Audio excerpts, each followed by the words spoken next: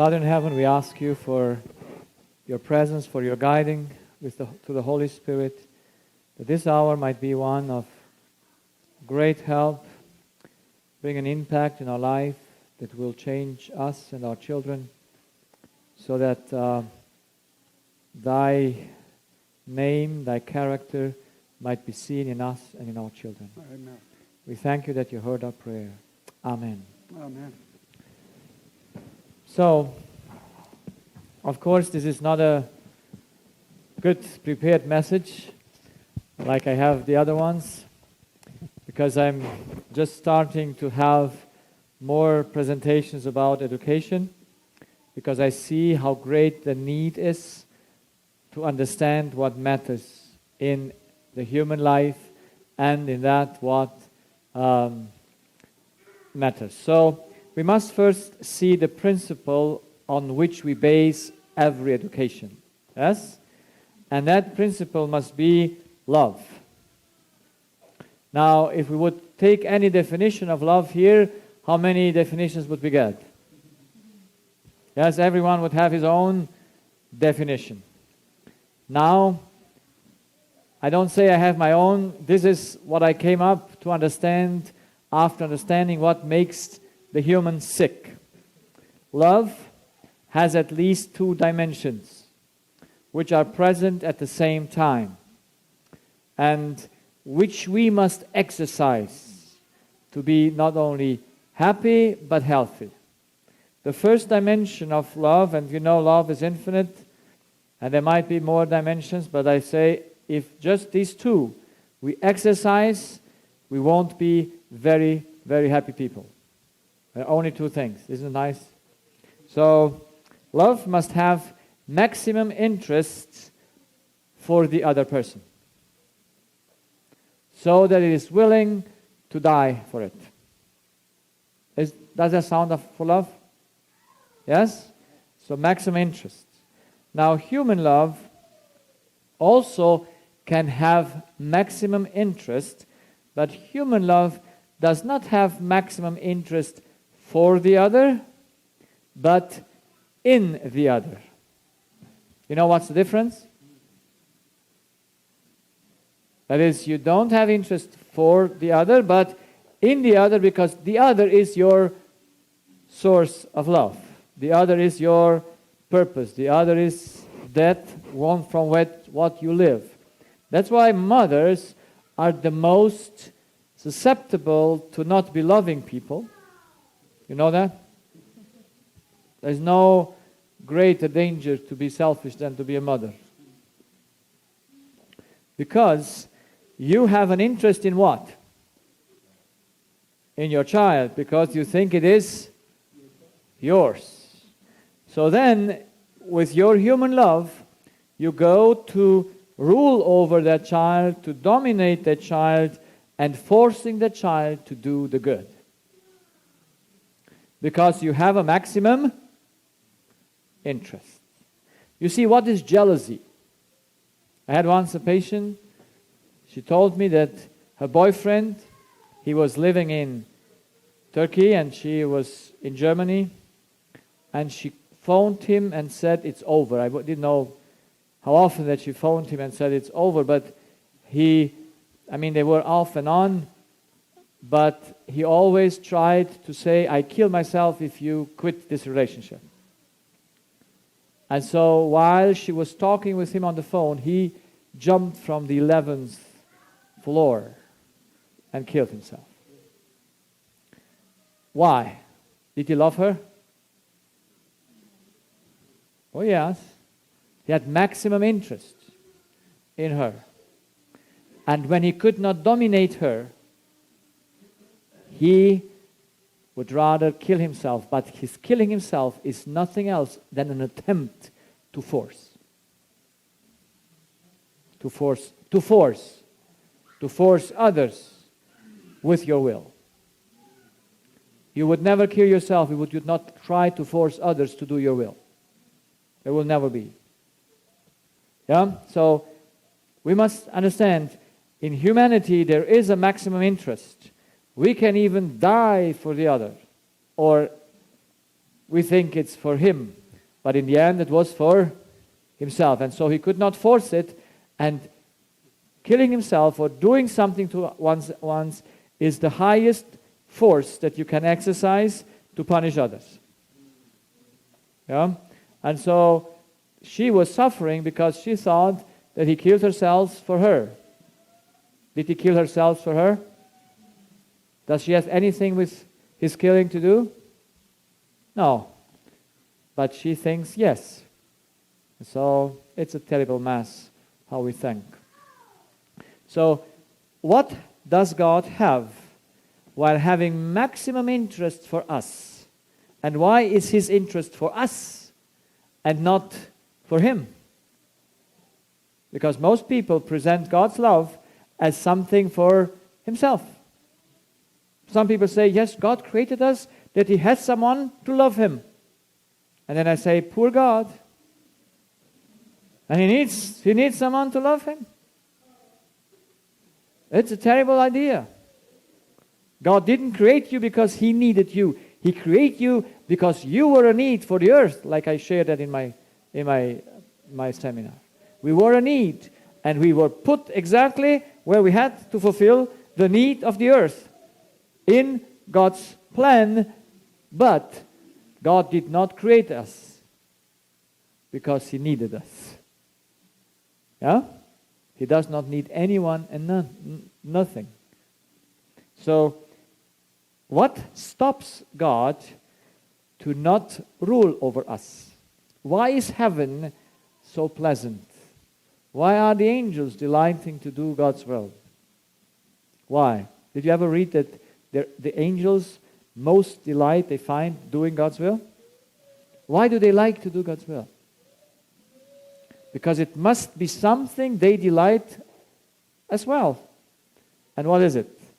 So, what makes love to be not ruling? And it is to give 100% liberty for the other person. There is 100% respect for the other person. There is never a force for the good. That is heaven, that is God.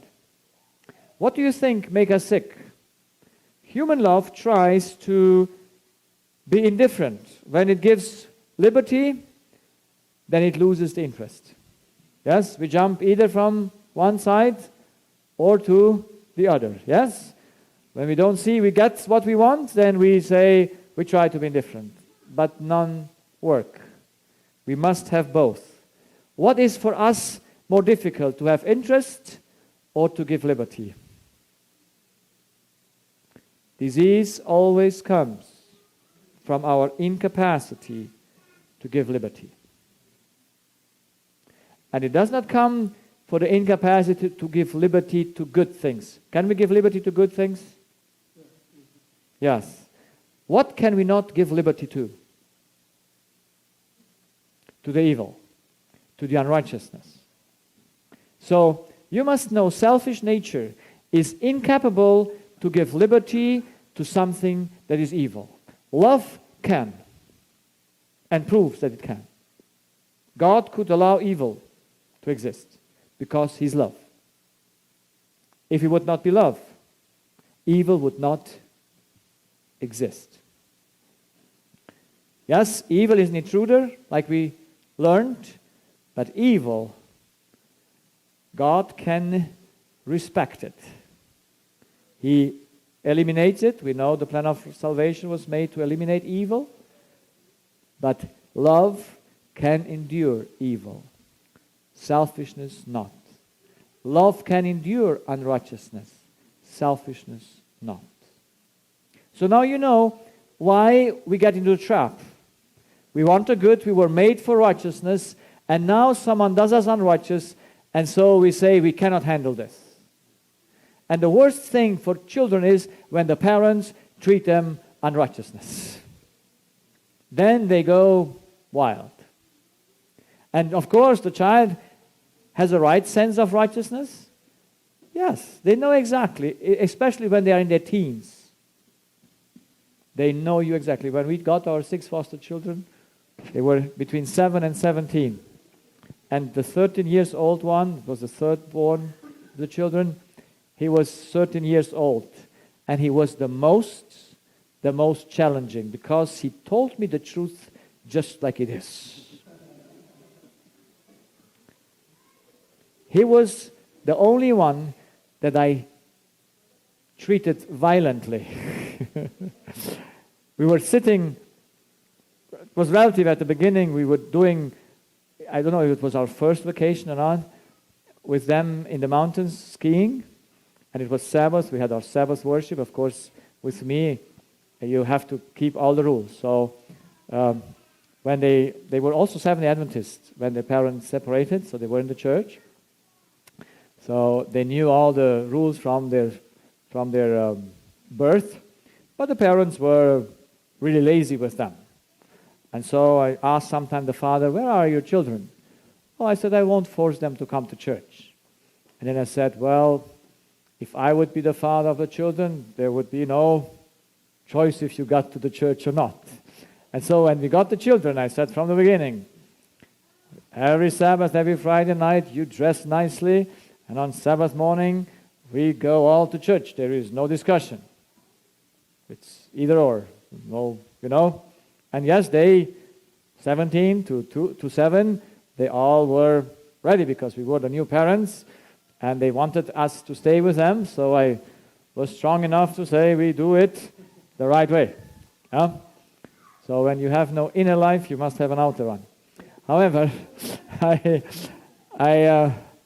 we went there, and he was just doing all the time, being fussy. He was just sitting here, and we wanted to sing and read something, and I gave his little brother the sermon. He should do the worship, and so, you know, and I had the songbook, and it was such a green, soft songbook, yeah, but like this thick. And this guy, he was here on the left side, and he, you know, like, he was 13, children are, but he was so provoking me that I lost my temper, and I gave him once. Of course, I didn't hit him so strong, but what was the reaction of all his brothers and sisters? On which side were they?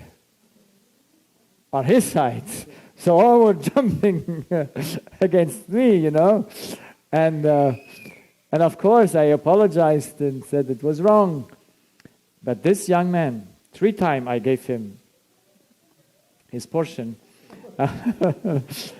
because he just said to me, one day he said to me, "You're not able to do the most simple things." It crushes you. Yeah? When, you know, your selfish nature is so provoked that you must hit him for that. I always apologized. I learned a lot. But children tell you the truth like they are. They are. And I made a covenant with God. I said, "Lord," this was after my conversion, I said, whenever the children say to me something, I take it as the truth. Except you prove it to me to be wrong. So parents, ask your children what they think about you. And just let them read it. And you will be surprised. You'll be surprised. They just tell you everything. And would it not be nice to know what the child thinks about you? Would it? Yes. Well, it's scary, yes. So, let's make the principle. We must treat our children like God treats everyone. And that is, He only has the authority of love. Can we ever overcome evil with evil? Is there any possibility for that? Yes or no? No. What would be overcoming evil with evil? Forcing. Yes? Forcing the good on others would be overcoming evil with evil. Forcing them to be good is the root of all evil. Because it's against the law. It's against love. It's against God. The devil was the first one who wanted to force the evil or the good on others. Now it was evil, but he wanted the good. He wanted to improve heaven. And he wanted to force on the whole heaven his own ideas. That's how the rebellion came to existence. So we must know at the root of all evil is forcing on others a good thing. That is the root of evil. Because it's the opposite of love. And this is a challenge for mothers and fathers, isn't it? Yes or no? Yes. Because we have a sinful nature, and our sinful nature cannot see the child doing the bad. It can see the child obeying, does it? But sinful nature cannot allow the child to do the evil. It must force him to do the good. That's why it must be our deep understanding. Evil can only be overcome with the good. And the good allows the evil. And only eradicates the evil with no force. I would like to keep you here to preach about the plan of salvation, to show that God, in none of his dealing with evil, he uses force to expel the evil. He lets it always be there until evil came to its end. And then he takes a position to it. That was the first battle in heaven when Lucifer and his angels were expelled from heaven because there was no choice anymore. It was over. Evil came to its end. All had taken their final decision. The one angels didn't go again into anything, and these angels wouldn't go back. So he said, okay, now let's do a consequence. We give them the consequence. And so God intervenes. At the end, you know how the devil ends? Will he have anyone who supports him? No. When God will bring in his judgment, and everyone that followed the devil will see what God did, they will have a total view of God's intervention. They will bow their knees in front of God and will say, righteous are thy judgments. Will they do it forced? No, it will be reason and understanding. No one will say, Lord, you did judge wrong. These are the evil. I mean, the saved, they won't say anything wrong. You know, but they are saved. They don't count. But those who are not saved, they could say, well, you did me wrong here and here and here. No, when God opens up everything, they say, righteous are thy judgment. And then the devil wants to go with them against the city. Do they follow him? No. They only follow him before the judgment. When they go against the city, and then comes the judgment, and then the devil stands up and says, come. No one follows him anymore. And then falls from heaven the rain of fire. Because the devil must be put to an end without force. In the day of judgment, what happened with the goat for Azazel? Was it killed? Was it killed? No, it went out into the desert. There he died. The devil's power will be broken only by the evil itself. God will not do him anything. He only destroys him when he lost. And that's also mercy. So God has and will judge, and we must know judgment, and I don't go into righteousness, has two parts. Those who are restored are righteous. Those who are not restored have to pay with their life the unrighteousness that they have done. Because that's also righteousness. Yes? But that's not a redemptive righteousness. That's just a, how you call it? Extermination righteousness. Yes? You exterminate evil from the universe through a righteous act. But that's not God's intention. God's intention is restoration, bring us back to be righteous. So let us see this. If we want to raise our children, we must raise them with the authority of love. The authority of love is the only one that can help us and help our children, because it will be attractive and efficient. But it will take a battle in the parent's heart. And it takes something that we must know. If I try with evil to exterminate evil, I'm more evil than the one that provokes me. This is why I saw, in my little experience that I have with families and with children, I saw that the children of the religious people, they don't make it. The stronger the family is, I could use this conservative, the more force you use for the good, the more the children get lost. Because we must know something about children, do we? Parents should know something about children. What should they know? There are two things that we need to know for children. We need to know their needs. Can their needs be changed? Can their needs be changed? Yes or no? No. The needs can never be changed. I hope needs are set by God, and yes, there are two kinds of needs. Absolute needs and secondary needs. Yes? What is marriage? An absolute need or a secondary need? Secondary, thank you. So that's why to sit in second class is, or in first class, is a secondary need. It's a need, but it's a secondary. You can't survive in the economy class line. So we must know the basic needs of our children and of every humanity. And you know that when you got a baby, you know what to feed him, yes? Because you know the physical needs of the baby. But do you know his spiritual needs? Yes? What?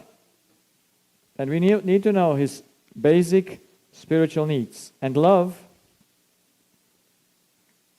is the first need, and in love, since love has the two things, the child wants that mother should love him perfectly, to have perfect interest in him, for him, and give him total liberty. Isn't that nice? That's his need. Yes, that's our need for love. So, liberty, and he must stay in the center. Yes, mothers must have him or fathers in the center. His must be the maximum interest. He knows that. And every child fights for the interest of his mother, you know? Because that's his need. He does not allow that work should be more important for mother than him. We might think that's selfish, but it's not. It's love. He needs it. Does God have maximum interest in you or not? Does he? What would it be if he would not? Yeah? It's our need. And we must exercise maximum interest for the other. And so he must know the interest.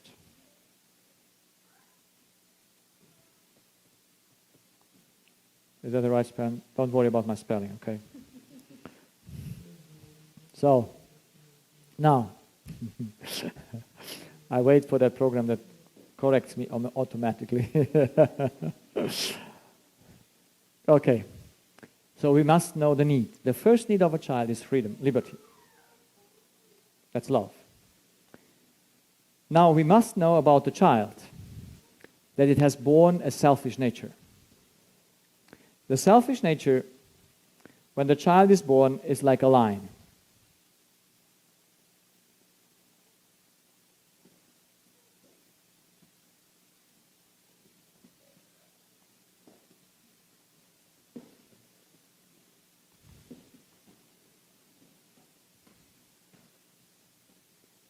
I am God is the wrong identity of a child. A child is born king.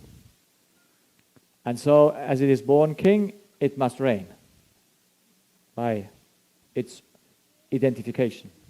That's why we must know that selfish nature, and selfish nature wants to rule, and so the child is born to rule.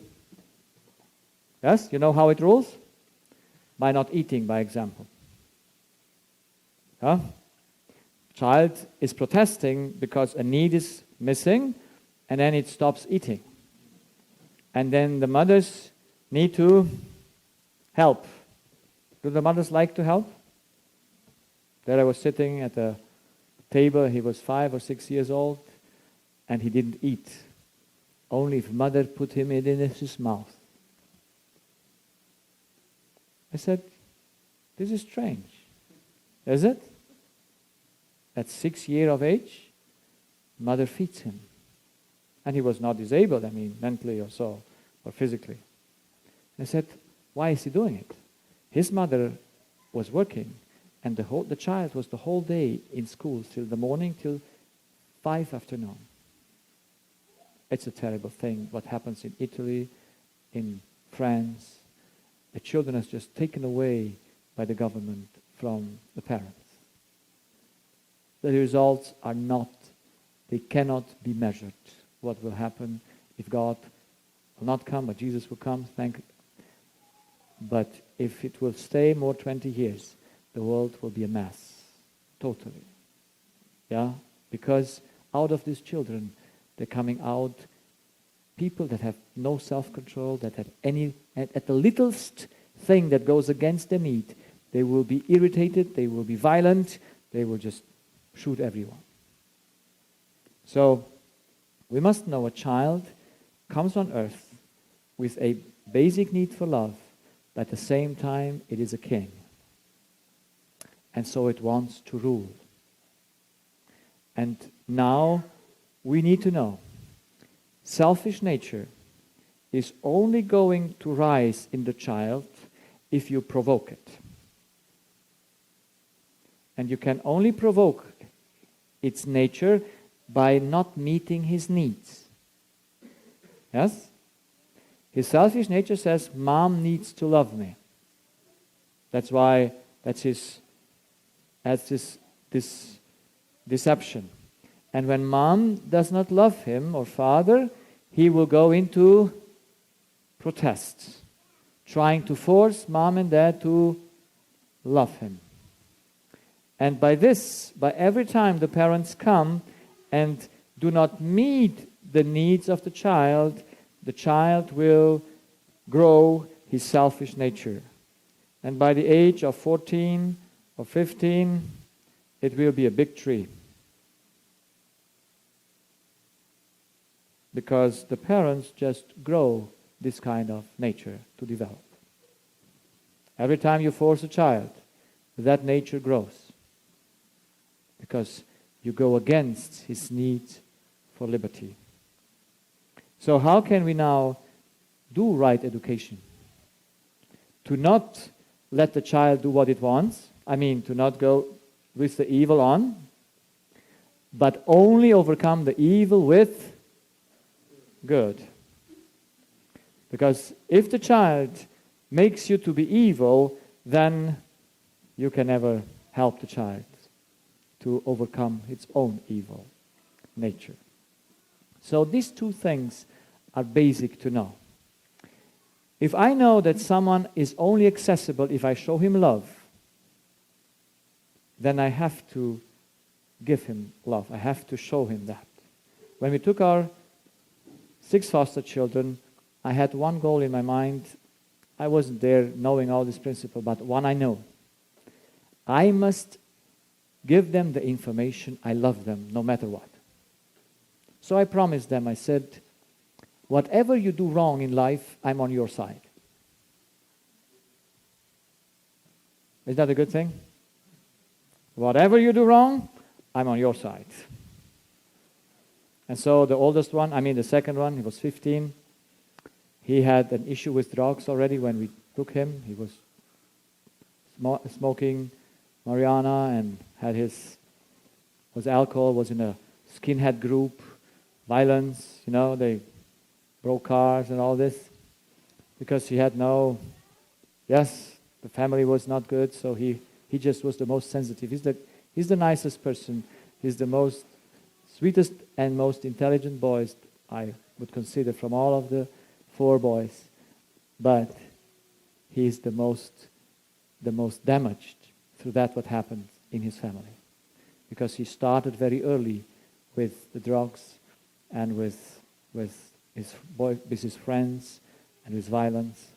And so when we came to his home, of course, he had his friends. They came to skin their head, to shave their head. And of course, at the beginning, I was quite cool. But one day, they came. I said to Jonathan, I said, you are under my direction now. And I don't allow you to cut your hair again. You can have any kind of hairstyle, but no skinhead. Because I said it's a symbol. If it would not be a symbol, you do what you want. But it's a symbol, and I don't allow you anymore. Because the boys came, and they wanted to cut him as well, the hair, and he cut a little bit here, so that I think, okay, now did you cut a little bit? You must do it all. But no, I was firm in those days. And I said, you can leave the house if you want. But since the boys were then against me, they said, oh, we will beat him. They were tall and I'm a small person. But then I had a reason to forbid the boys to come into the house. I said, now for 1 month, no one can enter the house anymore because you behave wrong. Yeah? So you have always the wrong things. They give you a chance to do what to advance in your case. But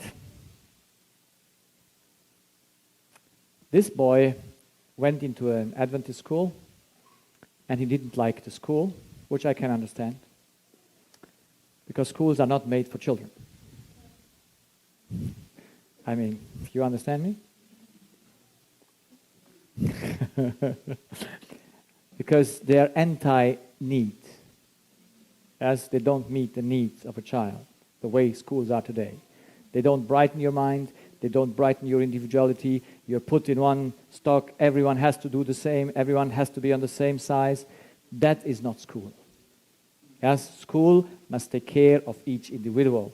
Each individual must be trained in his part. The one that can run fast should run fast. We should not do all to run fast. Because it's not everyone's ability to run fast. But yes, then we have the one that runs fast, wins, and the other who is not so fast. Yeah?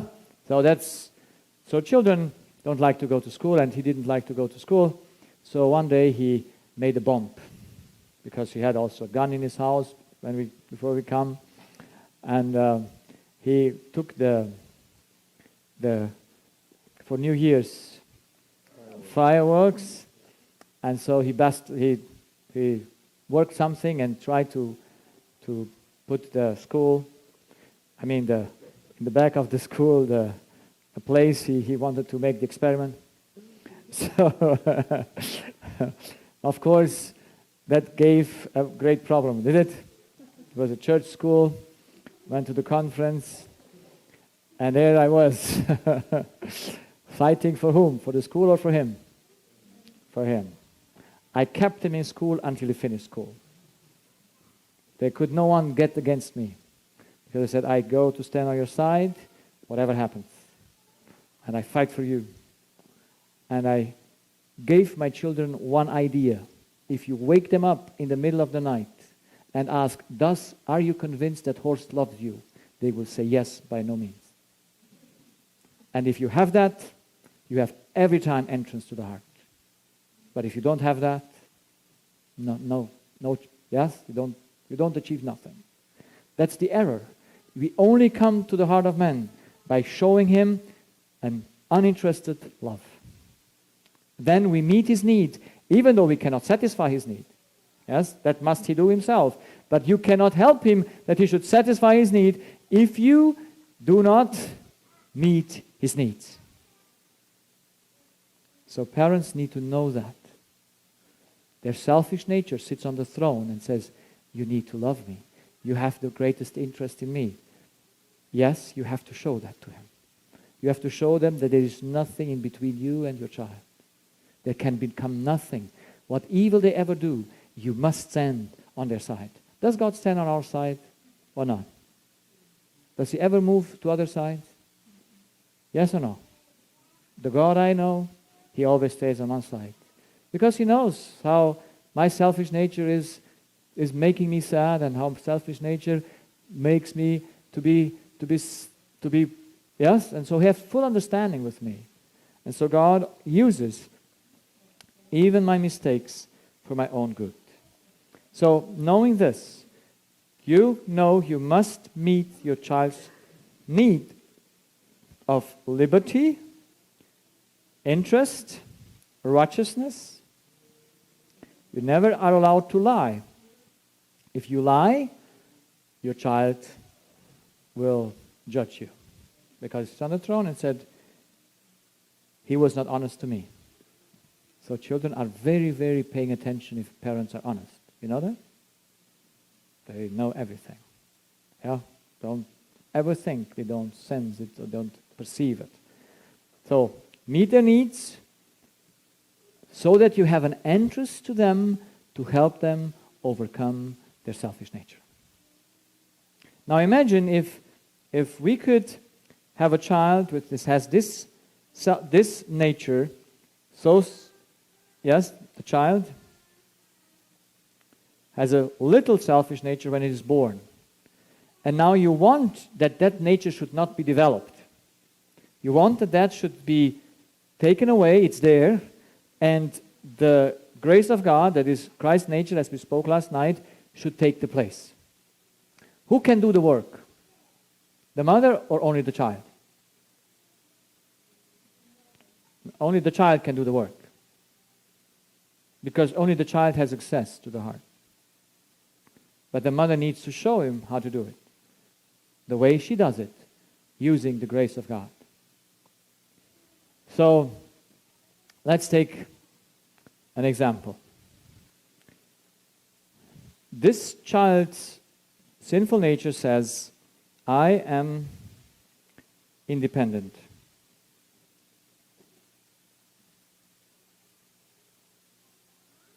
Is that the truth, that they are independent? No. But they think about themselves. So, now you have to teach them that they are dependent. How will you do it? So that you can kill their selfish nature, so that they see that they have something in them that is wrong. So every time they use their sinful nature, or even before they use it, you have to show them that they are dependent. By what are you showing them their dependency? By what? You must give them the law.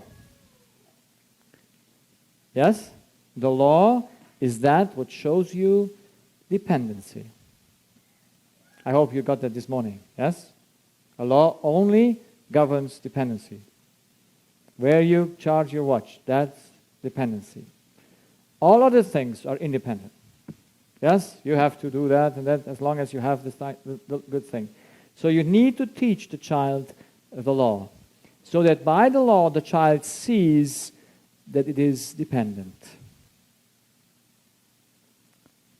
And how you can help to teach the law is practically through the second thing is purpose.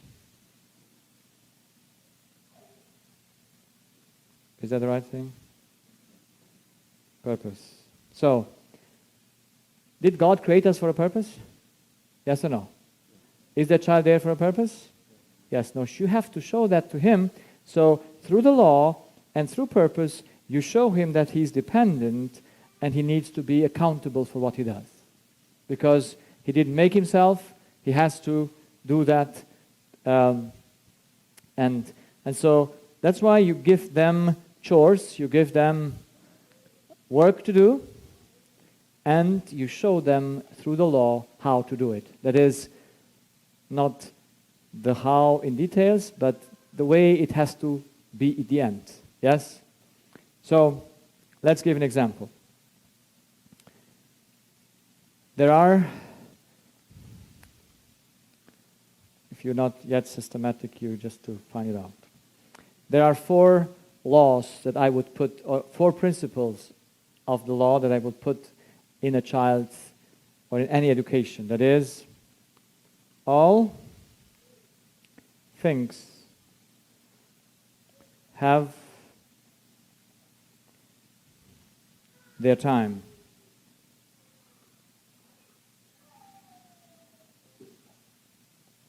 That is, all things must be done in time. Can we do anything out of time? No. Can we do 2 things in time?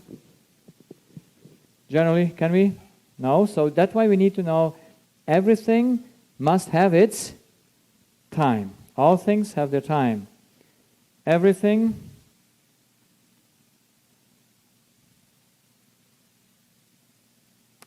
has its place.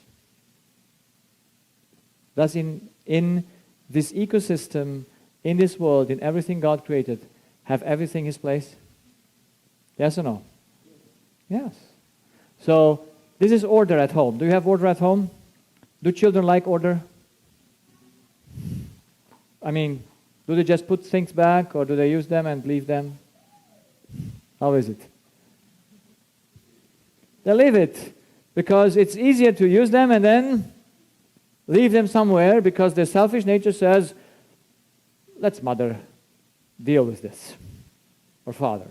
And usually mother goes behind, and what does she? Picks up and picks up, because she cannot handle to see the things lying around. Yeah?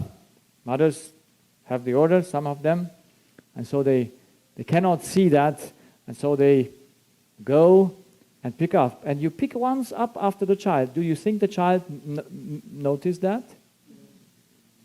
Of course. He says, oh, this is how it works. I leave the things there, mother picks them up. Now the thing is done. Yes. And mother says, pick it up. But he knows if he doesn't do it, eventually the mother will do it. And so they learned fantastic fast. See, when I had this little boy in my practice for 2.5 years, the 1-year boy that I raised together with my helper there, I told you last night, or the night before,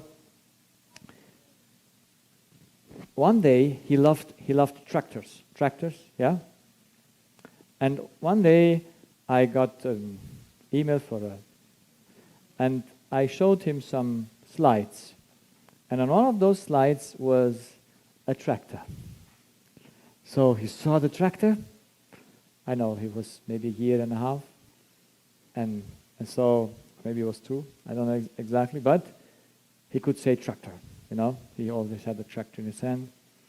So after 6 weeks, I showed him again the computer, because I showed him on my laptop. And I showed him the computer. What did he say, computer or tractor? He said tractor. He didn't forget. So your dog doesn't forget when you show him something. After 10 days or 10 weeks, he might immediately remember that thing. Because that's how children work. He could remember. With 1 year, I said to him he should give me his, how you call this in English? Bicky? Pacifier, yes. Because, you know, mothers, they just put that in their mouth, their children. I hate this kind of things. And I always, when I see a child with it, I say, give it to me. So, it came into practice, first, second day, I said, give that to me. You know, he took it out of his mouth and gave it to me. With 1 year. And he would have not put it again if his mother would not just, you know, pacifier. Huh? Today we have the laptop pacifier. It's better than the things. But it's worse than that. Yeah? So children understand everything. They just cannot handle it. They cannot do it into practice. So that's why when you try to help them to have to know everything has its place, then everything in the house must have its place. That's order. That's how God has done in nature. There is nothing that He didn't do that it should fulfill its place at a certain time. It's only our selfish nature that has entropia, Is that right? That goes to the wild, that doesn't want to have order, that is spontaneous. All these things come from evil. So that's why, let's say this example. You have a child and you want to help him to be orderly. Now, can you give him order if you don't have it? If you put things once time here and next time there, can you teach the child everything has its place? No. So you need to have that for your own. Everything has its place. Let's do all four of them. Everything has its place. Everything has its purpose or function, and everything has its measure. Is everything measured? Yes? So those are four very simple principles on which you can build how much in life? Everything. Because they're most fundamental. So now you want to teach your child to be putting the toys away after in the evening. And I would suggest that mothers and fathers should give the children checklists. Yes? So that they can check in the morning what they have to do, because they cannot be spontaneous thing. Yes? In the day, everything must have its time, everything has its place, everything must have its measure, You don't play the whole time, you don't walk the whole time, you have the measurement, yes, for this and for that. And so, then you want to help the child to put things away. So you have to have a checklist. The child should learn to check. Did I have this? Did I have this? When I travel almost always light. That is, the less you have, the easier it is. Yeah? That's why if you have one thing, you can do everything with it, it's the best. Yeah? But if you have many things, then it's difficult. And I have less things, my wife has much things. So imagine how that works. And I always want to have just enough as I need. And everything that is important for me, I do at the place that it is visible. Everything that is not visible for me, I forget. Yeah? So what I need to do must be visible. It is there, it has its place, yes? It does not need to be orderly in the way, should be like this, it should be like this. No, that's not the point, yeah? Because that's then, if you say order is like this, that's wrong. Order is, this place has his place here, if you put it like that, or like that, or that, doesn't matter. It is order, it has its place, yeah? I mean, not with everything, but if not, then we come up and say, it must be a grade of 90 degrees, so if not, it's disorder. No, we don't go into extreme things. So you want the child to have a checklist, to have a remembrance. I go to bed, did I do everything I did today? Yeah? Like before I travel, I see, okay, I have my phone, I have my purse, you see, you just go through it.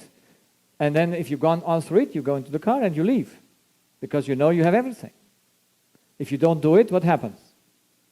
You get to the airport and you have not what you need. And then you don't get. So we need to have checklists. Yeah? So teach your children to have, so that they go through it. Remember, aha. So let's see, you have a little child, it is just starting to walk and it has toys. Now you need to teach it that the toys are whose? Whose toys? God's toys. Okay?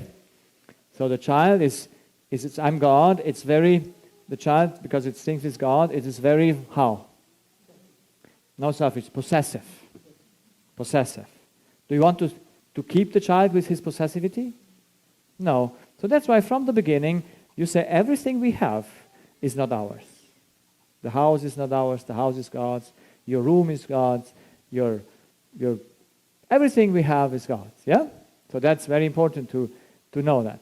And so we put God's toys, we can use them, He gives us for our joy, but we have to use them in His way, and at the end, that's why we don't destroy them, we don't hit them, yeah? So, because they're not ours. Very important. Now you want to put it, that it should put it away. And I think when the child is very young, you just do it, the mother does it together with the child. Yeah? So you do it maybe 3 weeks, every evening. Yeah? You say, now, we have to put the toys away before we go to bed or before we do worship or whatever you have. When the gaming time is over, then at the end of the day you can say, then we can put the toys away. So you put the toys away with the child, and after 3 weeks, when you see the child has learned it, now you says, well, now this is your duty. It comes on your checklist, and I would ask the child to agree to do it. Yes? There is no choice if he does it or not, because we must do it. Yes? We must know that. There is no choice to not do it. But the way we encourage the child is very important. So we can say, do you think you can do it? Yeah? Do you want it to do it? And I think little children, they want to do it. Yeah? Except their mother is so stressed that they have an inner rebellion to whatever mother says. Then they might protest. But usually they want to do it. So then you leave the child to do it. Yeah? And you're just waiting that day. How many days will go by until one day she doesn't do it? It will come. Yeah, I don't know when. You see, the child has not done that way. Now, how can you help the child to do it? Because its selfish nature says it's better to be lazy than to be diligent. You see, children among them say, he does more. No, I do more than them. I said, then you be happy. The more you do, the happier you are. No? That's how we have to teach the children. You do not much, poor you. The more you do, the happier you are. So that's why we have to show them that diligence is gain and not diligence is loss. You know that they cannot do themselves loss, so you have to show that to them. So now the child doesn't do it. How do you proceed? Now you can ask the child the next day. Or you might even skip a next day to see if she does it the next day. Yeah? Just wait. Because you don't want that the child should do under pressure its duties. But by what? Conviction. By conviction. Yeah? So you wait the next day because you can handle that. Can you? How much disorder can love handle? How much? We will see tonight. Everything. It endures everything, hopes everything. Yes, so love can handle any disorder. Only unselfishness cannot handle any disorder. Yeah? So, you can endure it because you have in mind, not yourself, you have in mind the training of the child. So, now if the second day she doesn't do it or he doesn't do it, now you have to ask. Have you forgotten that we have a rule in the house? Everything has its place and its time. And then, will the child have an excuse? Yes. Oh, I forgot, or, whatever it says, or whatever it expresses, you can say, oh, I understand. I know. That's how we betray ourselves. And you take every excuse the child takes to his benefit, because you understand selfish nature. And you know you cannot overcome selfish nature by cutting it you away. The child must do it. And so you don't provoke the child with force, you just understand it, but you say, now how can we deal with this? Because there is no choice that the pieces must be in their place. And then you tell the child, and when it's the first time, of course, I would ask, what shall we do that you should not forget? So the punishment or this consequence which should be there to not forget. To remember that something was wrong. And then, let's say the child does it again, everything is fine, then it skips again. Or maybe it doesn't. Then the mother needs to know how to help the child to see that the rule cannot be broken, the rule must be kept. And to help the child, so she might take all the toys away that are not in the box. And for how long are they gone? If the toys are out there and the child didn't put them back, when you take them away, how long are they going to be gone? Pardon? Yeah, I would say forever. Because, the child must know, if every toy is out there, it's gone. And it doesn't come back. And it knows it cannot lose. And if it likes the toy, it will try to put it at its place. Will you need to force it? No, because it remembers every toy that's out there disappears. Mother doesn't force me to put them in, but there's a consequence. And who loses? Mother? No, the child comes next day and searches for the toy, and mother says, well, my child, where did you put it? And so you're still friends with the child? No problem. You lost it. Next time you're more careful. Will there be a conflict between mother and child? No conflict. Yeah, everything will go smooth. The child won't forget because it knows. Mother is sweet, but straight. One word, it will happen. Yeah? So, consequences are needed, but just for the purpose to remember the child that it does make a loss to God and it has to pay it. Yeah? When it damages something or when it doesn't put away. So this is so basic. I was once having a conflict with my wife before I went into a mission trip. And after 2-3 days or a week, my stomach started to hurt. And my stomach is one of my alarm signal.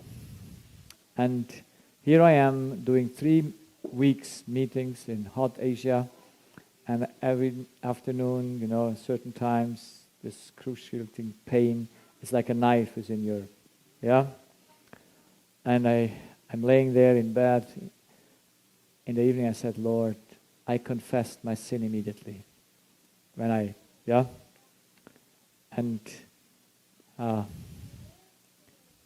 because the situation was like this at home, we had to leave, and my wife was not ready at the time, and I said, we have to leave. And she was still packing. And so finally, after half an hour late, she calls me and says, come and help me to close the suitcase. And then she was kneeling on the suitcase and said, do you need so much stuff? Well, so as I was coming closer to that suitcase, my love was growing inside of me. And so it was like magic. That suitcase had really power.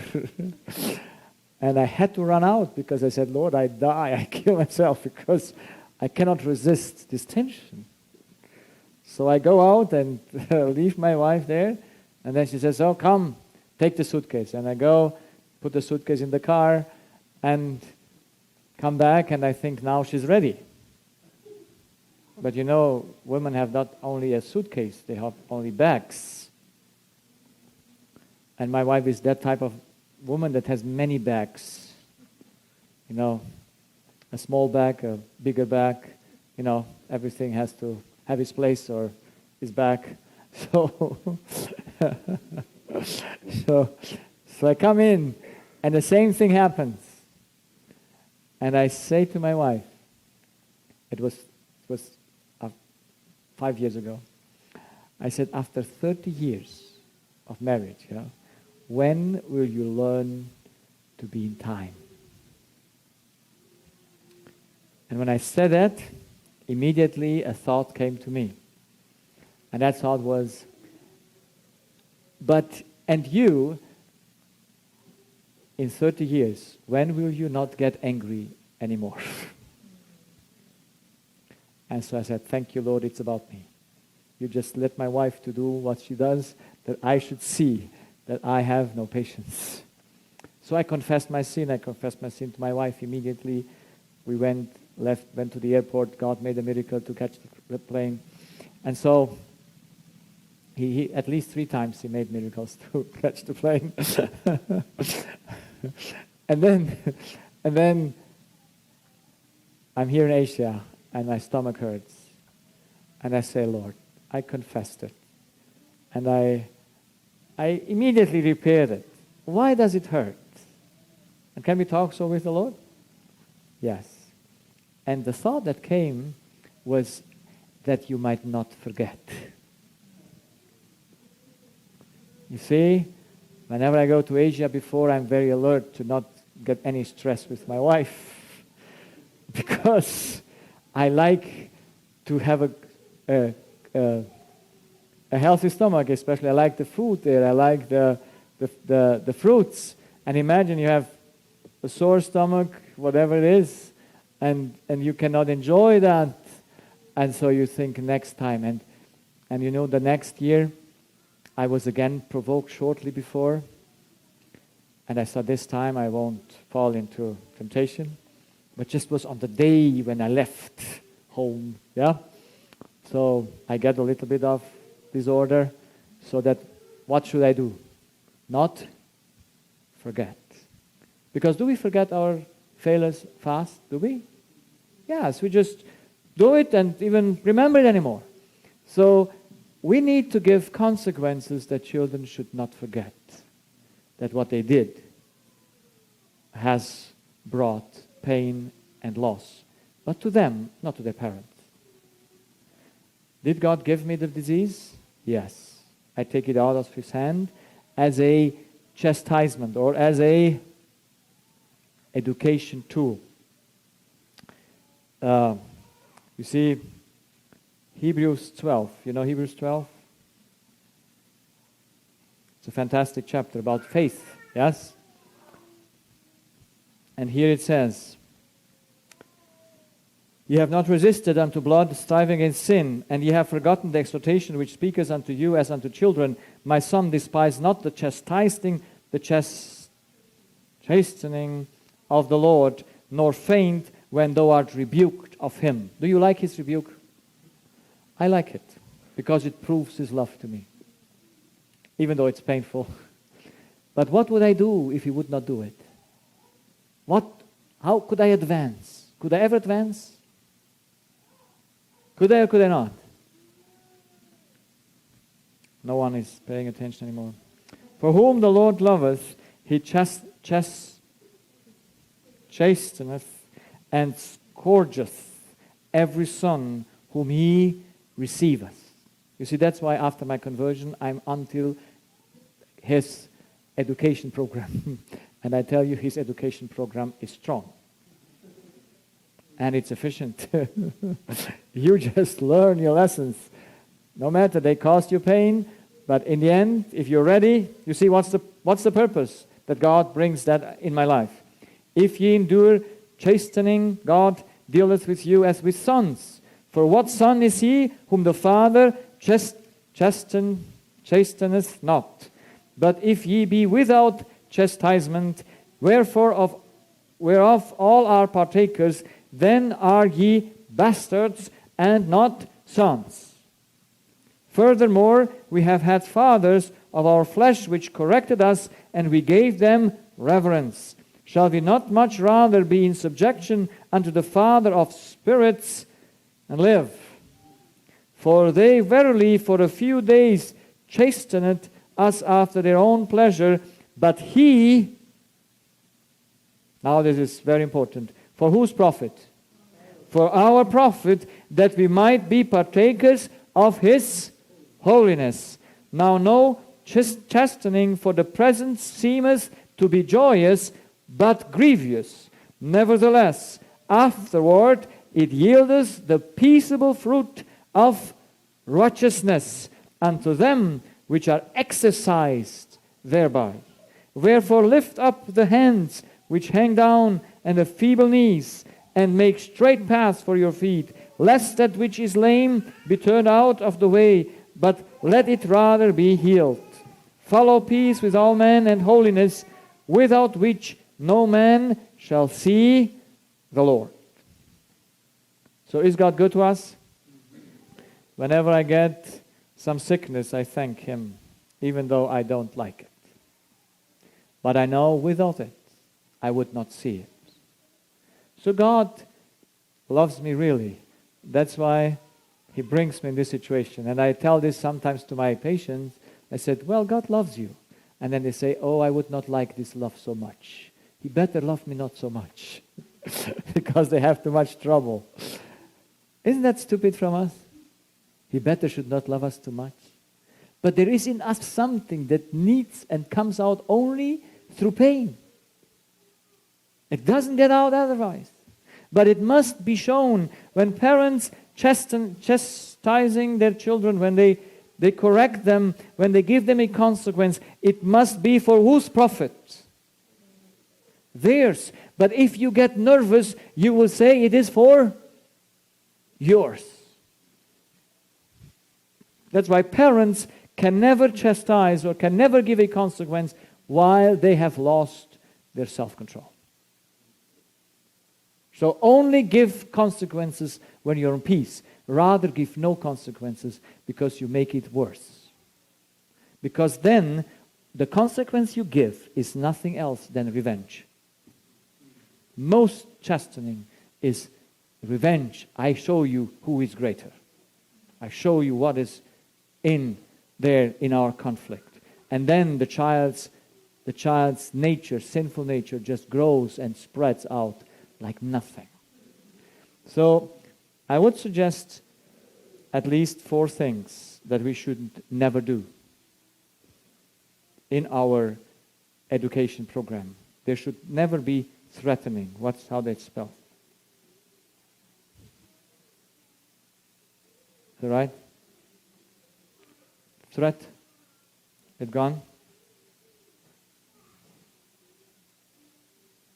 It worked so well? Threatening, is that right? Yes? Threatening. Did you ever threaten your children? Yes. Never conditioning.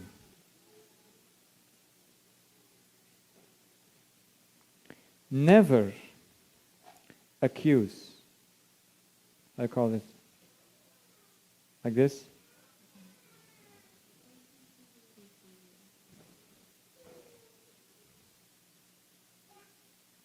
ACC and E. So never accuse.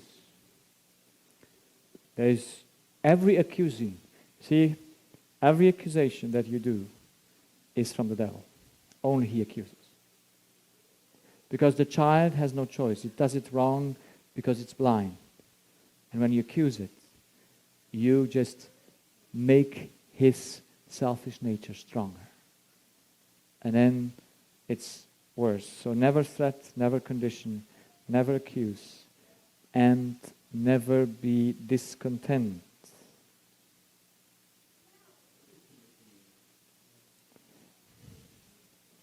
When you say, if you don't do this, you have this. See, my daughter, her boy played out in the yard, and he wants to come in. And she says, you don't come in before you don't take your toys away. How did the boy react? Happy or unhappy? unhappy. What did she stir up in him? Rebellion, because she was what doing? Commanding. You know, she was commanding in the way, you have to do this now.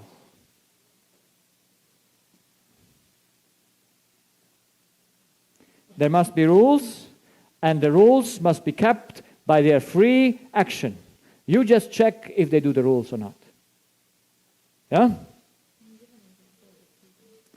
Yeah. But I give the example first. Yeah, I gave this with the boy.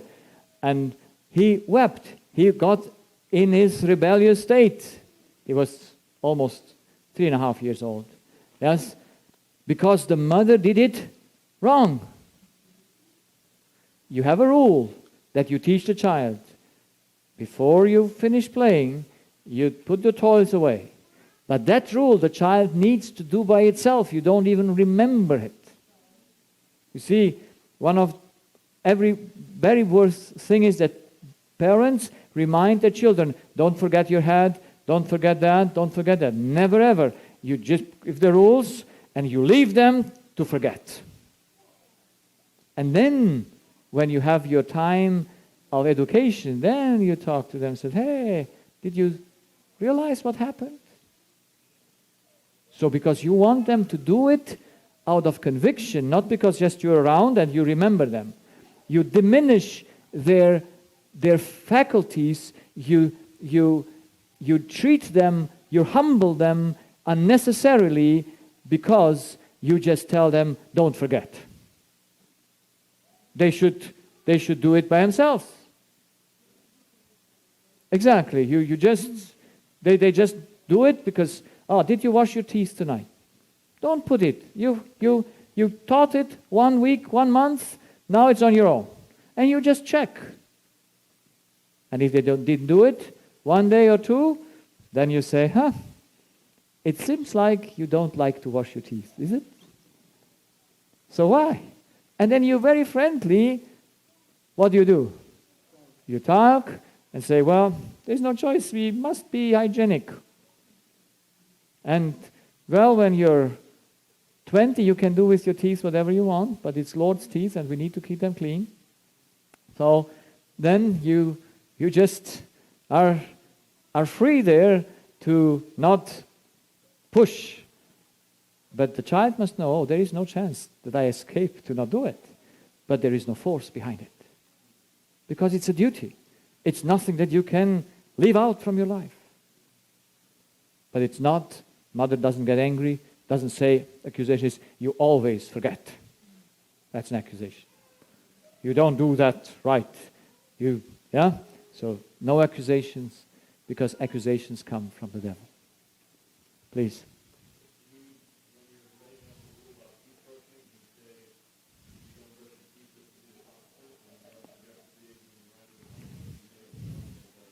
No consequence. We don't tell them about consequences. We show them the consequences when they don't do it. Because we want to encourage them to do the right because it is right, not because they have to fear a consequence. There should be no fear involved in education. It must be this. We have to do this. This is the life on earth. We have to wash hands or whatever we do. Yes? And we have to show them there is no other way. You see, when you go somewhere and you are on a path, you have to keep the path. What can you do? So we must show the child, look, we are put in this world and we are dependent. We have to take us to the rules. We must go by these rules. If not, life is not enjoyable. And then if they don't do it, then you help them to see the consequence. But we must do things because they're right, not because we are going to be punished. So that's by conviction. But of course, since we are slow to learn, we need to burn ourselves first, 1 or 2 times, until we see what's going on. Because you cannot tell him your teeth will fall out or whatever. You must give him a consequence according to that, saying, okay, you don't want to, I understand.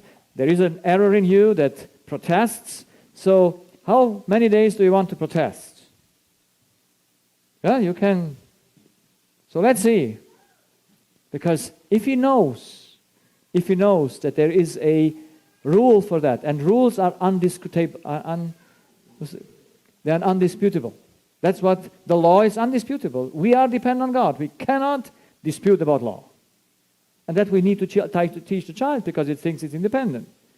That's why we give them things to do, and then we just check them in very friendly way and say, there is a selfish nature in you that just stops you your own good doing. That's why we need to do some pain work so that you understand that that is not possible. But he still is free to not wash his teeth. He still can go to bed without washing them. Okay? You don't force him, say you don't go to bed or you don't do this if you don't finish this. That's conditioning, that's threatening. Then he does not do that out of conviction. He must be allowed to not wash his teeth. Yeah? And you are allowed to give him a consequence every time he doesn't do it. And then you just see how long he endures the pain that he inflicts on himself because he is so stubborn. Yeah? Pardon? Well, this is what kind of consequences the mothers need to ask from God, because God knows what works best. And I would always ask God and say, Lord, this is my child, number one, number two, what is the best thing, what hurts most? What is there that will remember him that he does to himself the damage? So God needs to teach the mother how to do that. But that's why we should never do a consequence in rush, never immediate, always thinking beforehand.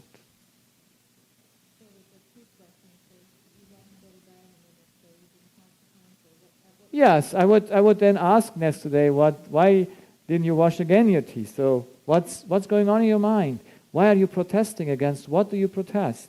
So that you figure out what's in his mind. But he should openly say what he thinketh. He should have a total free environment where you are not forced to do anything, but you are educated to do the right because it's right, and overcoming his error. That's why we have to teach the children, look, you have something in you that will stand in your happiness way, in the way of your happiness. And that is, it will bring you to not obey the rules, to want to break the rules. But every time you do it, there is no one else that is hurt except you. Yeah, so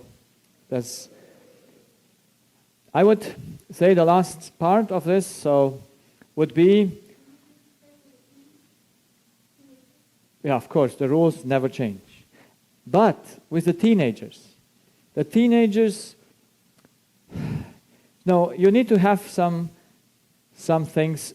At what age did you finish to teach the child what it has to eat or not? When do you give the child liberty and says, from now on you can eat what you want? Because I taught you what is right, you love the right food, and now I don't need to look after you anymore for the food you eat. Yeah? There must be a time when you have finished that, where conviction had to take place, because I was in a place once, they had 3 children, and the boy was 17, and we were eating breakfast, and the oldest didn't eat so much of the fruits, and just the leftover fruits his mother took and put in his plate and said to have some vitamins. That's disrespect. The mother is not allowed to put to a 17 years old or even to another one, just here for you to have some vitamins. That action is more harmful if he would never eat any vitamin his whole life. A mother needs to respect the will of the child. Do you want it? There must be a place where we have to stop our doing. Yes, you have to come to an end of your education.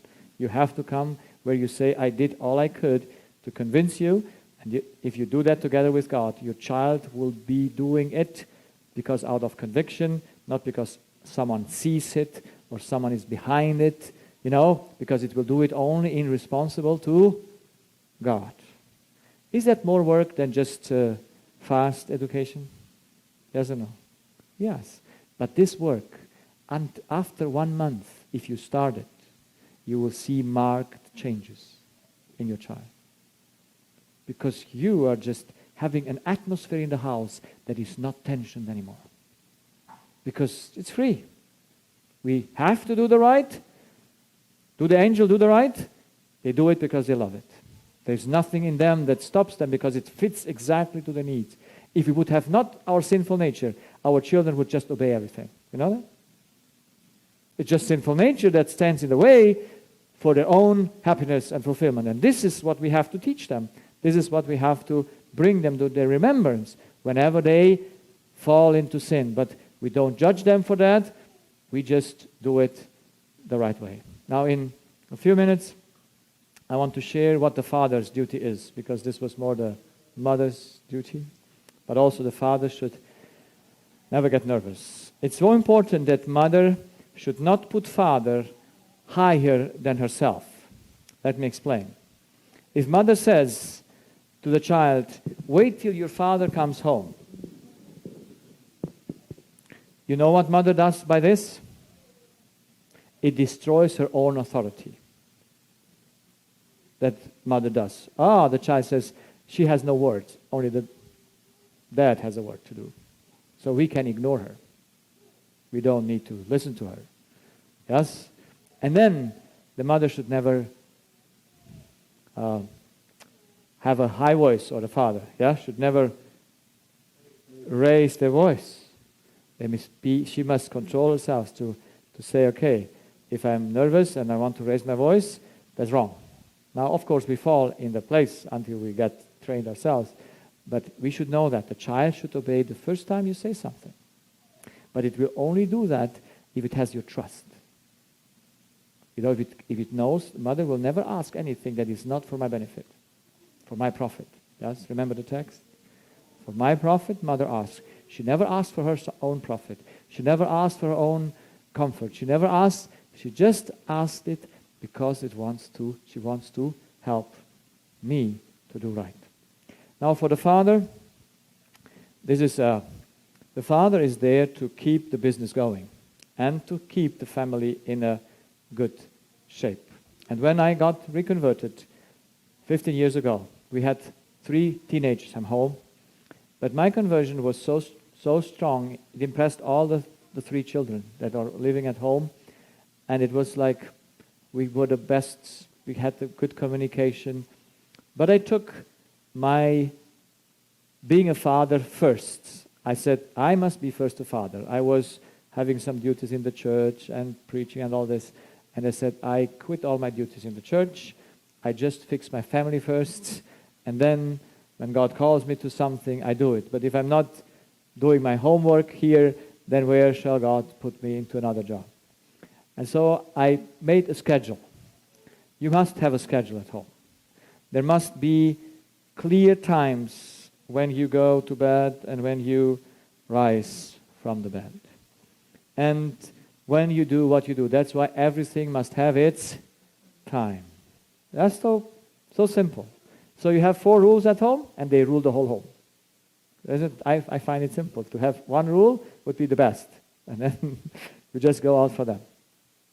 So I asked my children, and I said, how shall we do it? And they all were happy to do it. So I was raising myself at 4:50 in the morning a.m. to have my study time till 6 a.m. At 6 a.m. I had my first appointment with one of the 3 children. 6 to 6:15, personal worship time with personal study time, personal devotion with one of the child. Personal devotion from 6:15 to 6:30 with the next child.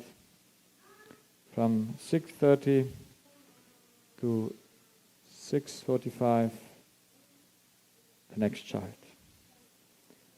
So it must not be 15 minutes. It depends on the age. Even 5 minutes would do such a great difference if fathers would just take the time and say, I come to see, what did you read? So they usually read before I came to them something. And so then sometimes I read with them a passage. The one I studied Mount of Blessing, the other wanted education, and the other studied counsels to young people, how you call it? Yeah. So I learned a lot by it. And then we wrote only a little paragraph, and then we talked about it, and they took notes. What is God telling them today through the paragraph to do? Yeah, so to become very practical. And so at 6:45 to 7, we had general worship, yeah, with the whole family.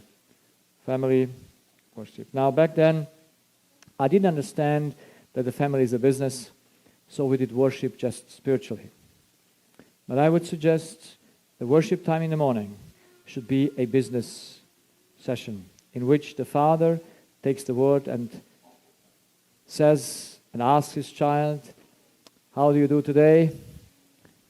What is your duties today? Do you know your duties today? It's, what day would we have today? So the children says, today we have Wednesday. So what's your duty? You might start with the youngest or with the oldest or with yourself, whatever. And then the child would say his chores or his duty. What awaits me today? Should that be fine what the child awaits today? Should it? Yeah? Time of play or what? Also, they can anticipate it. And then you can ask, do you like to do it today? Do you feel like doing it? And if the child says yes, you says, very good, we encourage you.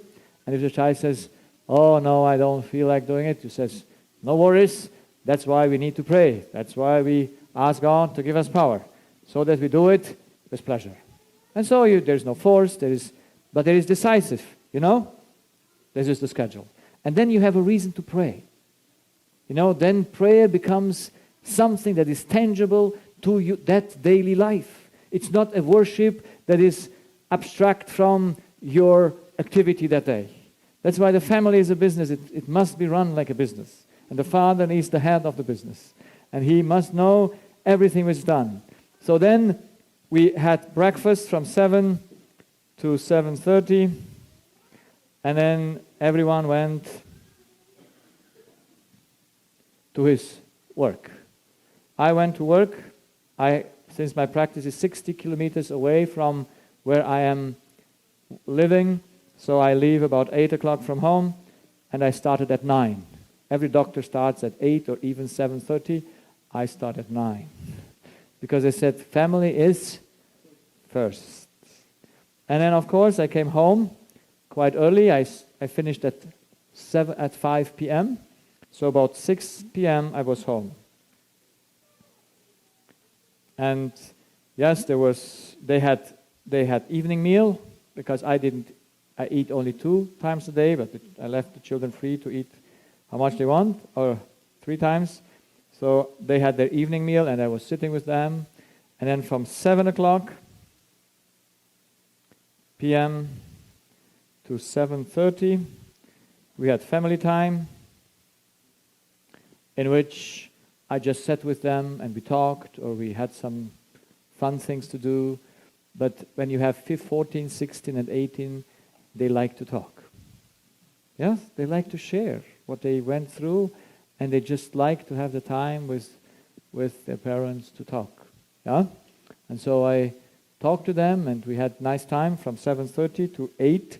We had evening worship, and from 8 to 9, everyone was free, and I talked to each one of them, and at 9 o'clock we went to bed. And there was no complaint from the 18 years old. I didn't even control it, because the next morning at 6 I was there with him to have my worship time. And it went amazingly smooth. There was no protest, because we were all in that first love.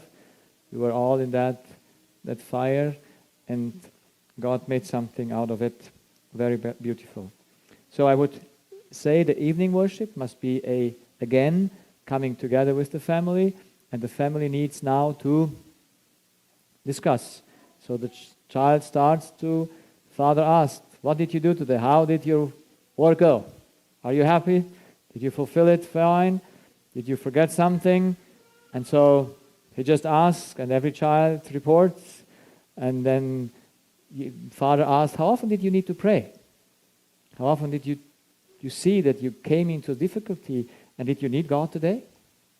Did you need Him, or did you just do everything? Yeah? Because you see, children will get into difficulties, and then usually they run to mother and ask what they should do. And I tell mothers, don't say the child anything. You say, oh, you have a God. Go to God, He will remember you, and if He doesn't remember, you come back. And then, and then when He comes back, and you say, no, now go once again. And then you do this, and finally, if He doesn't say anything, then you pray with Him, and then you send Him again. Do your work as it comes to your hand to do. And so they learn to be dependent on their father. So they don't ask mother. So mothers should do it so that children should become God-dependent instead of them asking them. Because mothers like to give instruction, you know that? They just are delight when children come and ask. And I know there was a 12-year-old child, and he got lost in a bus. And he called mother, what to do? Because she took the wrong bus. No. And the mother just gave him instruction. And I said, he should know this by this age. By 12, when he got any problems, who should he call first? God. You shall call God. God, I missed the bus. I took the wrong one because I didn't pay attention. What shall I do? And there is God, because he's used to talk to him, and he just gets the idea, and he goes. Doesn't need to even tell mom that he got lost. He can, but moms are and she was even willing to go to pick him up. Now it's nice to be kind to the children, but let them do it by themselves. The more they do by themselves, that's the best. So teach the children. So you have a program.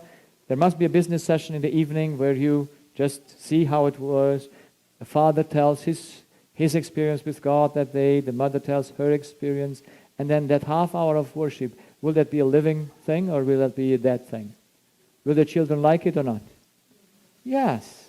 They're just waiting. How did Father do today? Yeah, so everyone will look and forward, and then the worship time would not be a boring time where they just wait it all over, but they are involved in it. Because worship must be a pleasant time. It must be a time where children delight in it. Singing, playing, yes, reading something, but all that we read must be practical to apply it a day. If you read something and it is not practical, it's for nothing. We only learn by doing. We never learn by knowledge. We learn and it implements by doing. So that is very important to have a schedule, and for mothers, for the education. Mothers and fathers, but since mother is with the education, you should have fixed times during the day when you educate, when you teach the law. Yes? When you say from this time to this time. And it's best if it's every day at the same time. You don't need to think. The children know it. Yes? And then you do it either one by one. But if you have more, general principle, you can do it with all together. That should be education time. That should be there every day. A time, you could put it 2 times a day. Depends how old the child is. Where you just put education between, of course, playing and all this you can help. And then there should be at the evening time or before you have to see where you put it. There should be an evaluation time where you evaluate with the child what it did today, wrong or right. but especially the wrong. Because you leave it during the day to do what the child wants.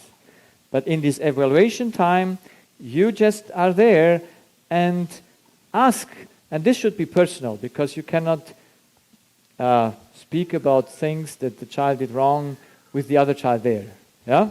So it should be personal, where you talk to the child and say, how did you do? I saw you were angry with your brother this morning. You didn't behave well at the table. I saw that some of the crumbs were still there. You didn't pick them up because it was your choice. Why did you do that? Or, yes, did you see it? Because, we'd have to do it, and you said you want to do it. And we must do it. Everything has a time, everything has a place, and a measure, and it must be made well. That might be also something. It might be done good, yes? And then the child will have its things, and there is then the time for chastisement or for consequences, where you just have thought before it, where you don't go into the thing with stress, with pressure, but you just have talked to God before as mother, and then you just meet your child. And yes, the child needs to give an account, does it? It needs. And so it knows I'm dependent. Yes, I'm free to do the wrong. No one forced me to do the good. But I have no choice. If I do the wrong, I will die. I will have consequences. If I do the right, I will enjoy life, because that's dependency. And we cannot get along without dependency. And so if that education time, that evaluation time is very important time, because then you can see what your child thinks. And the child should be open. He should know, if I tell mom anything I have in my heart, she won't get angry, she won't get scared, because she's just prepared for everything the child says. Because she knows his sinful nature. She knows how betrayed it is. She knows the problem of the child. Because can you go to God and say everything? Can you? Yeah. Will you enter into a nervous breakdown? No. He will say, I know your child. I knew already what you think. Because I know your problem, and I'm here to help you. Not to condemn you, not to punish you in the way to punish, but in the way to help you to see the things like they are. And so I think this evaluation time is a very, very important time for each mother. And each mother should have a evaluation time of her life in the morning, when she does the devotion with God, when she's alone.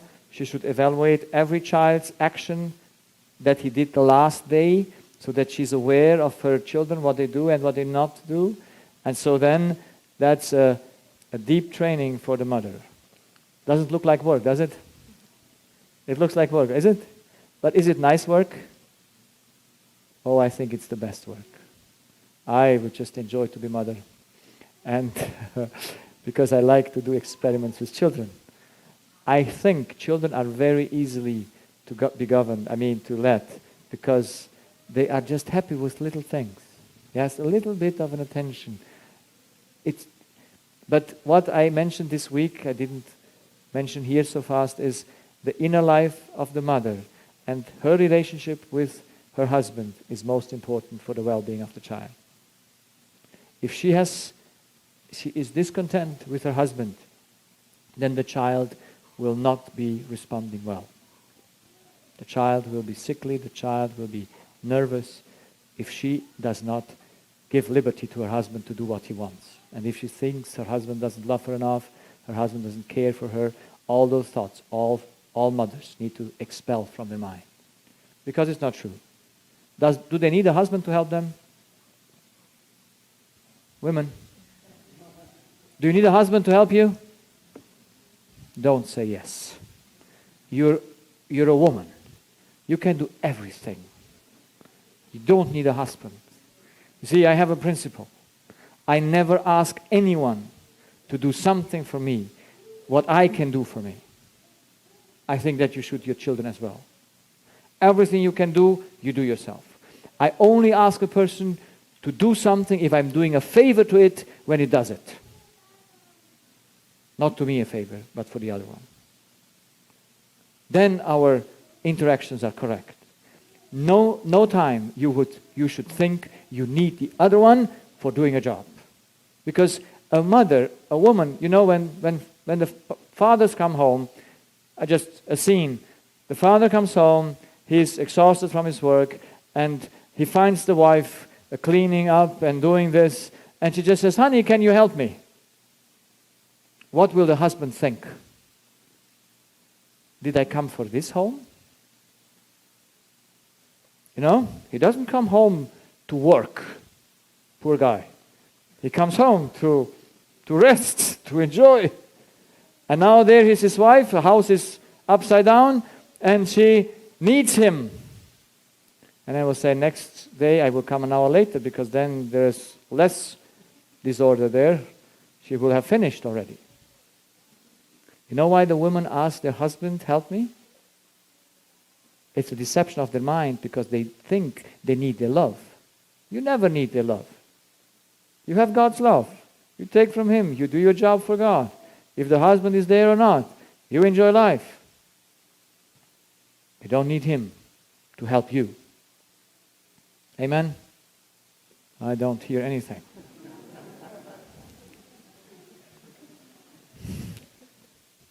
I put the finger in the heart, yes? But I tell you, those complaints of every woman will destroy the children. They will make out of the children handicaps because they say, my mother is not able to do the job alone. A strong mother has strong children. A mother that can do everything, and we talked this morning about Proverbs 31, how much can do that woman? I don't think it's a woman, I think it's wisdom. But let's take it as a woman. How much can do a woman? So where does, in that picture, the husband help? He's at the door, sitting with the others and say, what a good woman I have. Oh, isn't that? That's exactly the nicest picture for husbands, yes? They sit out, they talk about their good woman, and they do the job at home. And who is happy? Both are happy. The woman is more happy because she does more. The more you do, the happier you are. But we think in our selfish nature, no, because he sits at the door, he is the most happy. No. The more you do, the happier you are. So don't teach your children that diligence is a loss. Diligence is gain. Sitting around is loss. Pardon? I know.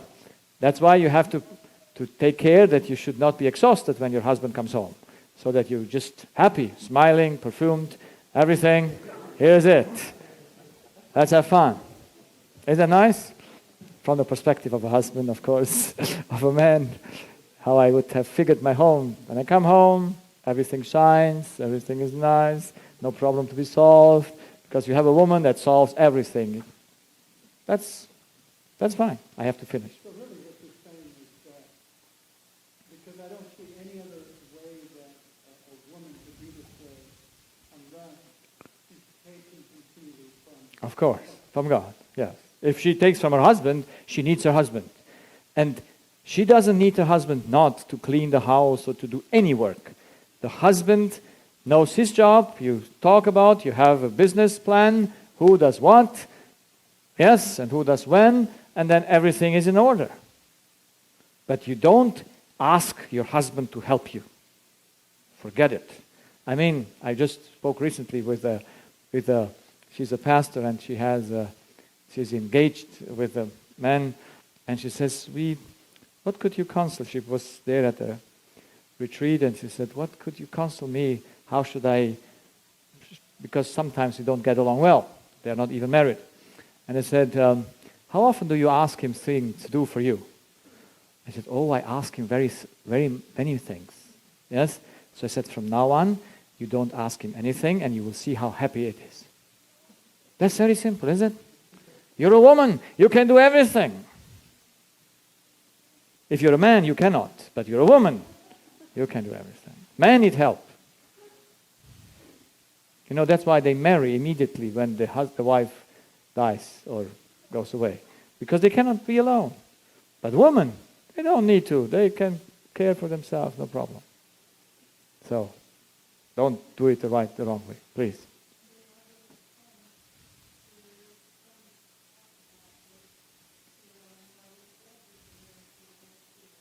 Of course should they help. But them from their free choice, not because the woman needs their help. Because that's begging. Oh, please love me a little bit, that I have a proof that you still love me. That's why they ask something. Not because they cannot do it. So, I promise you, you will be happy as a woman if you don't ask your husband to solve any of your problems. You just solve them together with whom? With God. You know, in Ministry of Healing, it says there, we should never say to anyone any negative thing that we experience in our heart. We just share with the husband the good things.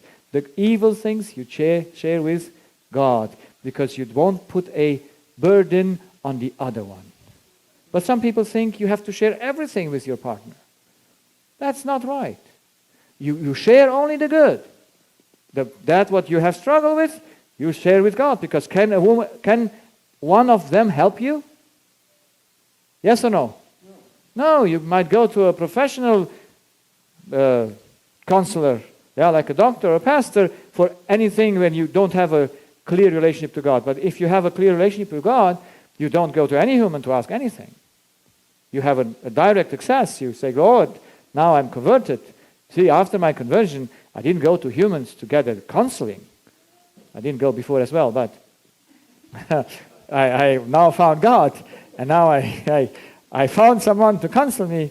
I now have a counselor who I can access, and I say, Lord, if you don't help me, no one can help. And if you go for him and say, Lord, this is it, you're the only one, he will just say, okay, my son, this is it. Go and do it like this, or I give you an idea, and so it works. So let's finish. I think most men would have a difficult time coming home just to sit down if their wife is still, putting things together and finishing and things. I can't really relax until we can both relax. Yes, that's why you have a schedule. That's why you have a program, what is be done. And if, of course, there was a situation where she got, sometimes things come in between, you don't get to end time everything done. And then you come home, and then you're prepared that your husband, if he is under God, of course he won't stay around and not helping. But even if he doesn't, you don't know what he has in his heart. You don't expect. Don't push. Because you know you can do it together with God by yourself. Don't burden anyone that you need help. I think it's diminishing our dignity. Yeah? I just want that my children should never see anything in me that they need to help me on spiritual level. Yes, if they see that I'm needing at the computer because I don't know the computers like they are, yes, I ask them this favor because I know they like to do that for me. But I want on spiritual level, on things that I have to decide, I don't want to go to anyone or want to show them that I need anything from anyone. Please.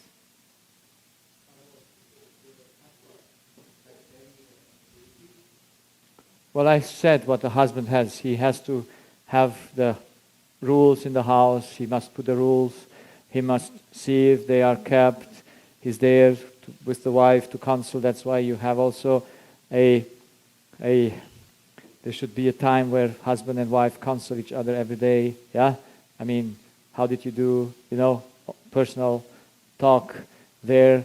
Because like in a business, do you have any time in your business, do you have business meeting? You need to check how they're doing? Yes. And so you must program this so that you come home, you know what to do, you know the plan, because spontaneity is not from God. Everything in order makes you just be really relaxed. See, I'm still learning to do a good schedule because I'm getting so many phone calls and messages and all this. And at the practice I have order, I put immediately some time because I have there my calendar. But when these people come and call me and say, when can you talk to me? I have not yet a space where I immediately say, this is the talking space on the phone, where I just say, okay, 5:30 in 6 weeks. So that, I'm still thinking, maybe when I go home from work, during that 30, 40 minutes, I can finish a patient or so, And so, since I don't know exactly when I can go home, so I cannot schedule that fix, so I have, and I know the Lord will help me one day to have such a good working schedule that when one calls me or tells me, even though it takes the time until I can talk, I just have immediately a time for that. And if something changes, I say, I call you earlier, if there is a spot that becomes free, but we must have a good schedule. And if you have a good schedule, you feel very relaxed, you feel very comfortable, because you don't forget someone that you have to take care for, and all this. So, please.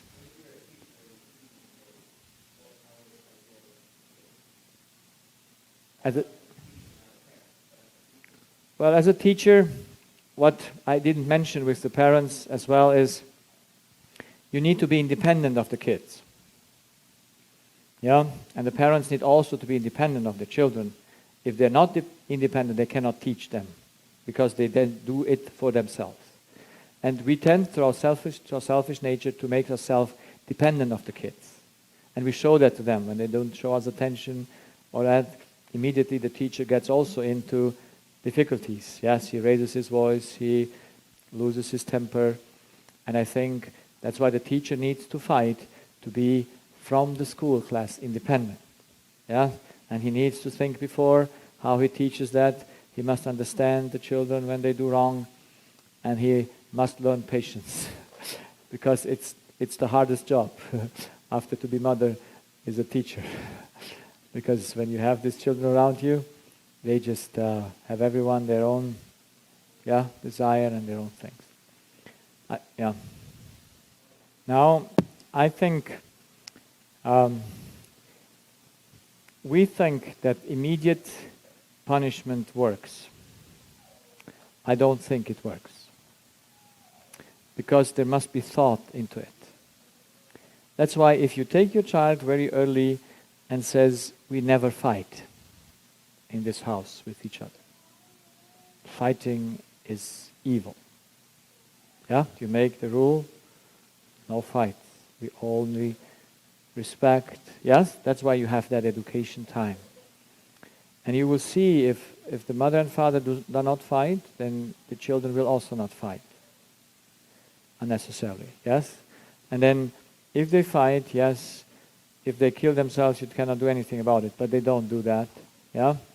And I don't think you need immediately to intervene. Yes, if there is a great danger, you can intervene, but not punishing them. I suggest to parents to make certain signs that when something is wrong and mother sees it, she should make a certain noise. So that when they hear the noise, they know they do something wrong. Like or coughing, or mother just,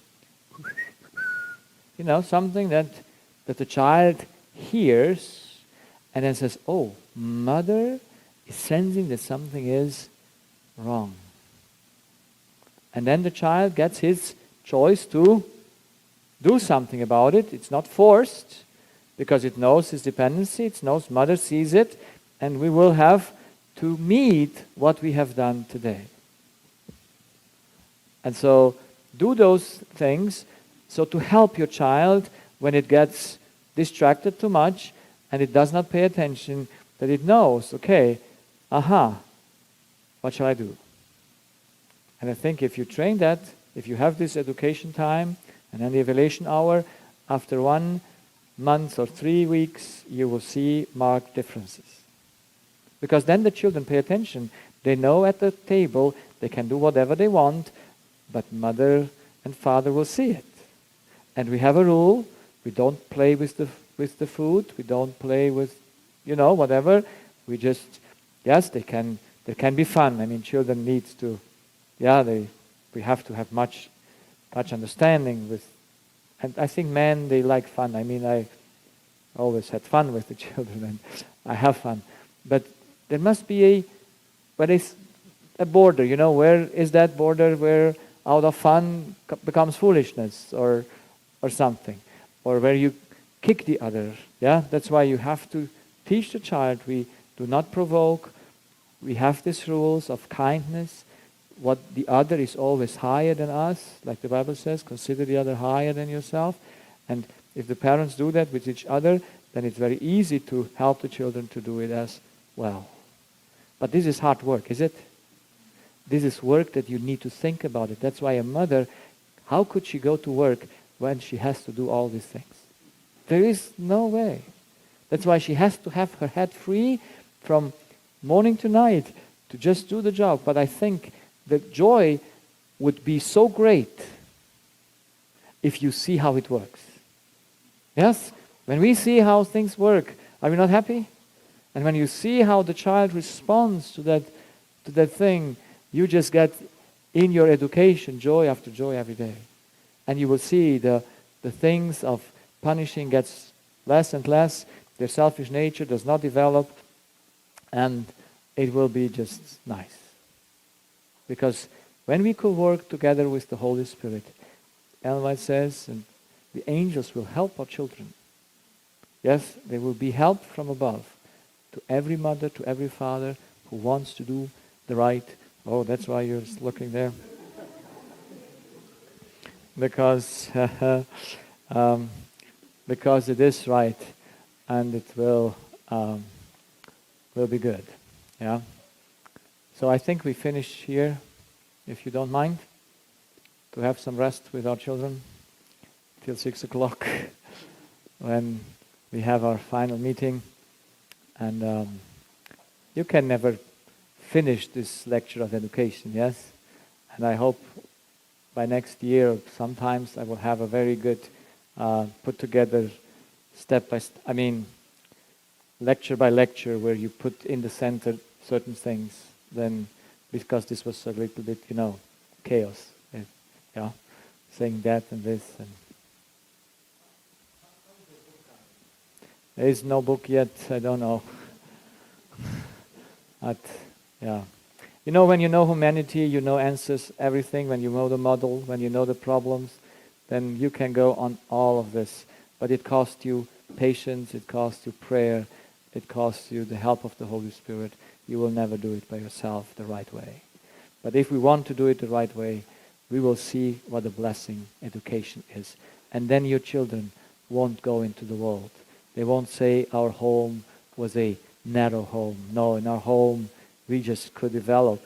We could see the grace of God. We could see God working, because it is a home where the greatest liberty is, but also the greatest dependency. And children will have no problem with dependency, but they will have a problem if you force them. So shall we pray? Father in heaven, we thank you that you gave us in your law, in the principles of your word, so good guidance that we can live in this world where sinful nature has done so much wrong, still do the right thing, still raising children that can control themselves, being mothers and fathers that can control themselves and will not try to take the evil out with evil, but always think to help the evil take away through the good. Give us strength, Lord. Give us encouragement to never give up when we see we fail, but let us be focused and know through faith and grace we might reach the goal to have pure characters and even have taught our children to have them as well. Amen.